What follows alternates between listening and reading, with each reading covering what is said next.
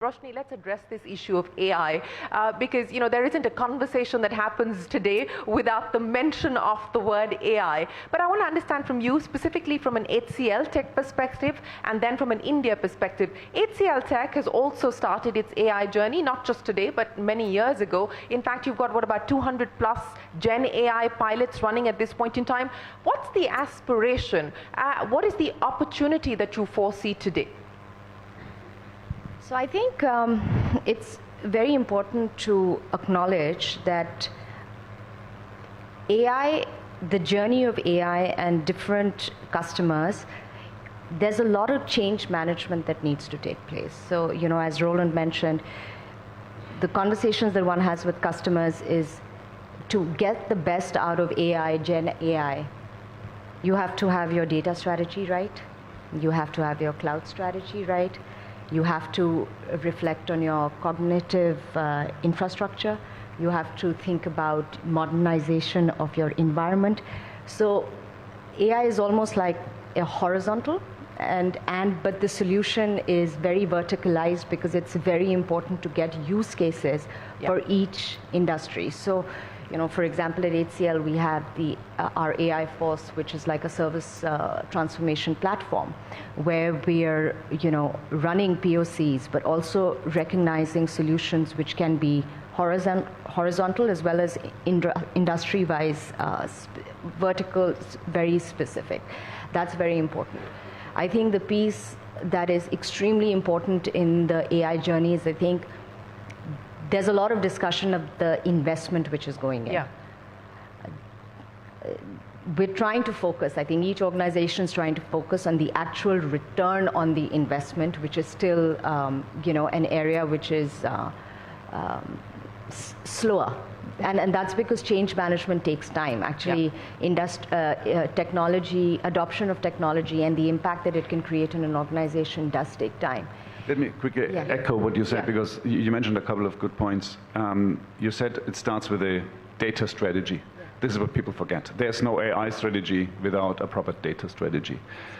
Secondly, you talked about the technology stack, which has horizontals where you can leverage, and it starts on the lower end.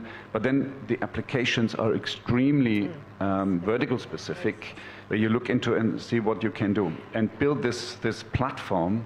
Is the most complicated thing you can do, because if you build it too thick, then it's an animal nobody can use. If it's too thin, you cannot leverage your scale.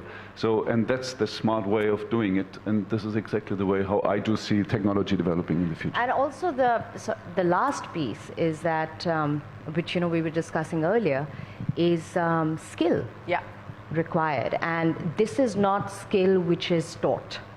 This is not skill which is like engineering which you can get from universities. Now, as long as India is the talent hub of the world, I think this is one of those opportunities that organizations such as ours, it's really learning by doing. There is no template. So when I think of POCs or I think of the platforms we're creating, they're also for learning. And that's extremely important. I think the players that will eventually stand out are the ones that how much of your people weren't you not only able to upskill, but you were actually able to put to use cases which were then able to deliver value to your customer. I think that is critical.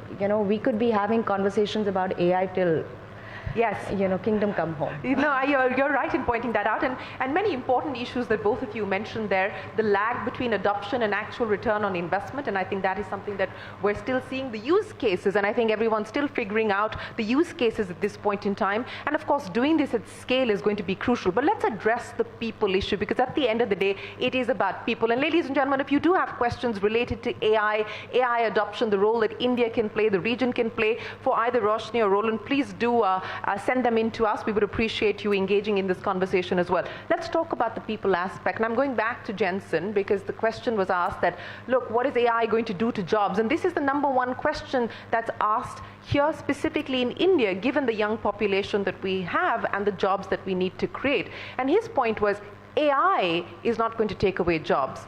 People skilled well with AI will take away the jobs. How do you look at this, Roland, and what is it going to mean in terms of jobs, in terms of skills, in terms of people?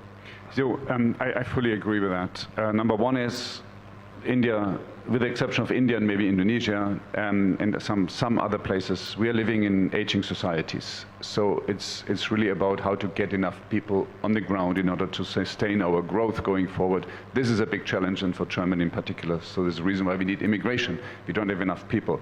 So fearing that AI is taking jobs away is completely odd. So, but the point is that technology, it's AI technology and any kind of related technology does change the requirements. So it starts with what kind of expectations do we have from students when they come from universities. It's changing. The way what they learn and what they need to know when they start is completely different.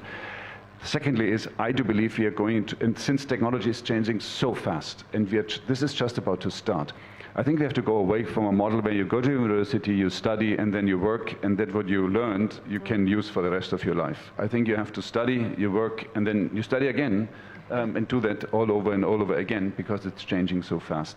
So therefore, education and training is very important. But one thing you mentioned is also interesting, this proof of concept thing.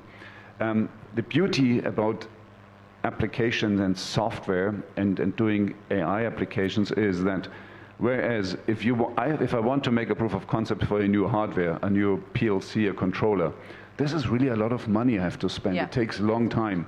But for AI, you can put a bunch of people together, give them a task to write an app, and throw everything on the wall, whatever sticks you can use. So you can be extremely fast and train the people on the jobs, kind of, which is, I found, really exciting. And if you do it right, then the people are excited as well. Let me get wrap-up comments from each of you, because we are pretty much at the end of our time.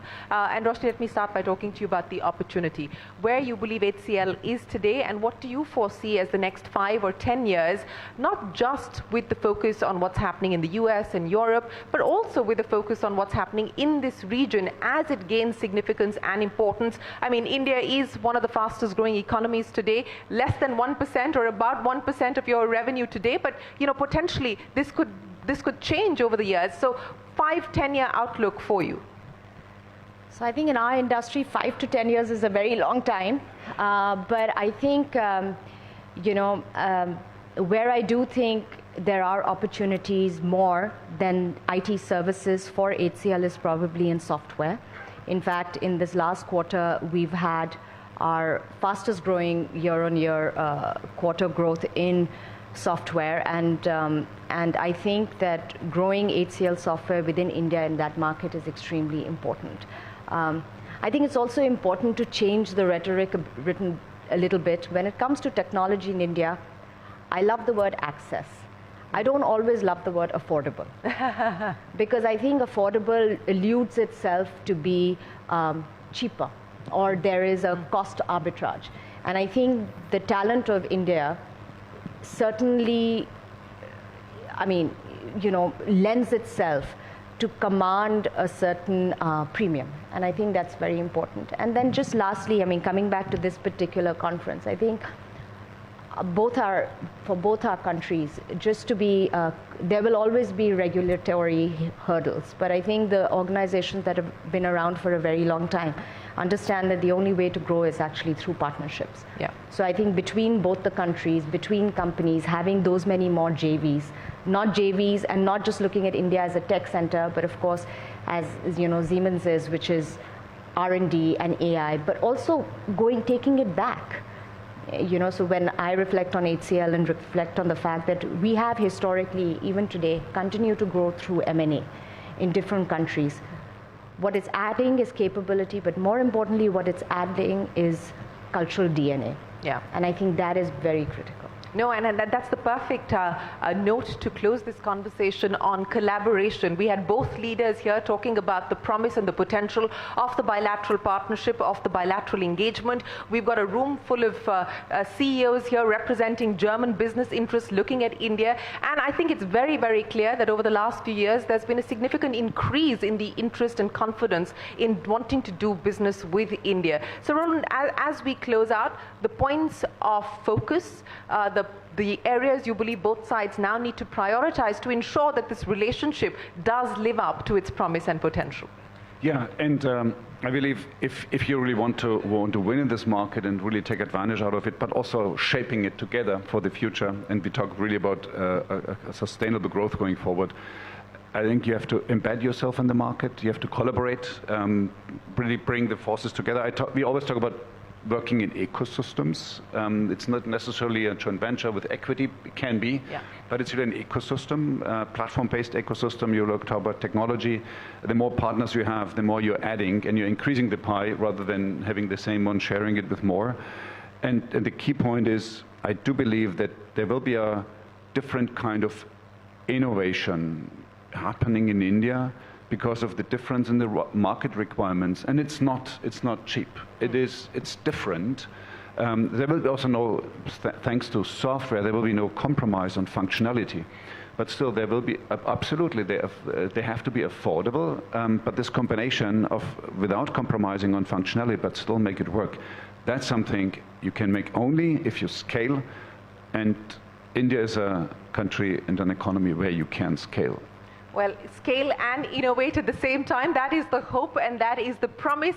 Where is the next conference going to be, Roland? Can I eke that out of you as we close? I think this is my closing remark. We'll disclose where the next one will be. This is maybe the idea to make many people stay. Thank you very much, Roland.